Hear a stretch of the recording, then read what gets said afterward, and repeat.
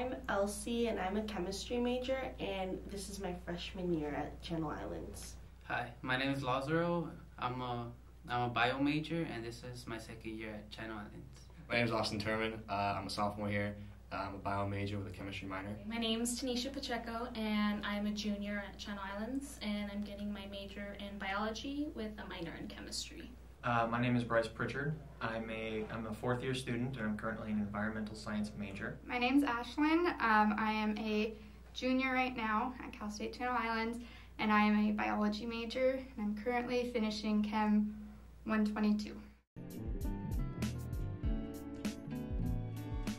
My advice to you guys would be to print out the PowerPoint slides, the notes, because chemistry is hard, and it's harder if you don't know how to study. You have them right there in your hand, and you could do the problems right there, so you could have it for future references.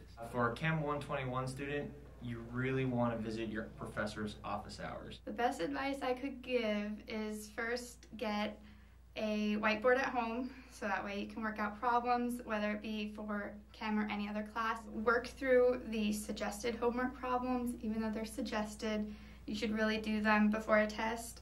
Also, before a test, go through all of the PowerPoint notes. Redo all of the problems that she did, because since she writes her own tests, you'll see the format that she does it in.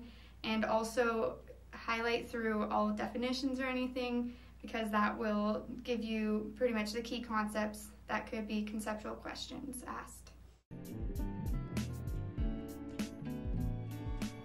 I would suggest that in a larger class like this one, for you to definitely do homework on a nightly basis, and if you don't understand a problem, go to your professor's office hours and ask them for help, so that way you get a one-on-one experience instead of just struggling trying to figure it out on your own. Since it's pretty big, you don't really have a lot of time with the professor, but you should take the discussion questions class. It was really helpful because it was smaller, and also like you get a worksheet that you work with. And it's one time a week, so it doesn't really take a long time. I would definitely say to take it to heart when she says to do the questions in the back of the book. It's definitely helpful, and most of the time the questions on the test resemble or are exactly the same as the ones on the back of the book. I wish I would have known about the tutors on the second floor of Aliso Hall. I believe that I mostly used office hours, which was very helpful, and as well as using the tutors in the STEM Center. I would definitely say use the office hours. Professor Mallory is very open. Her door's always open, and she's very welcoming. Don't be intimidated by her at all. She definitely will help you with any questions, whether it be regarding homework, a test, or anything else that you're struggling on. She really will make an effort to help you better understand the material. The most difficult part of Chem 121 would have to be memorizing the chemical formula and matching it to the chemical name. You will use it for the rest of chemistry, so it's very helpful to know it and get it down to the beginning. Typically, the professor will ask you to work on the homework problems. I highly suggest that. Really look at the book. Try to work through the mathematical part of it as well as the conceptual-based questions. And it takes a substantial amount of time in order to do that. The tests kind of are accumulative, like within 2 to 3 chapters, so it's a lot of material to pretty much study, and it's not something you can just study the night before for. It's something that you really need to prepare yourself the entire week before the test, and doing the homework problems as you go along with the lecture, that really does help better your understanding.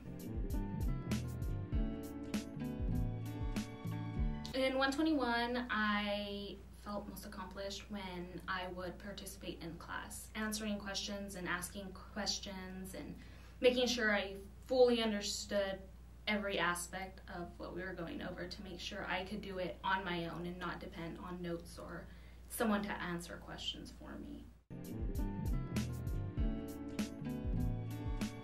Try not to feel embarrassed when asking a question, even if you feel like it's the simplest thing or something you should know.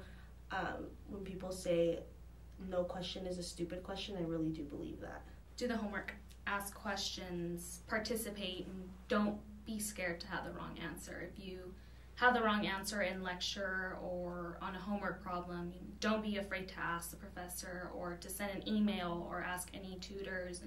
And we have plenty of resources on campus to help, and I think as long as you make sure you understand every aspect along the way, it's something that can be done.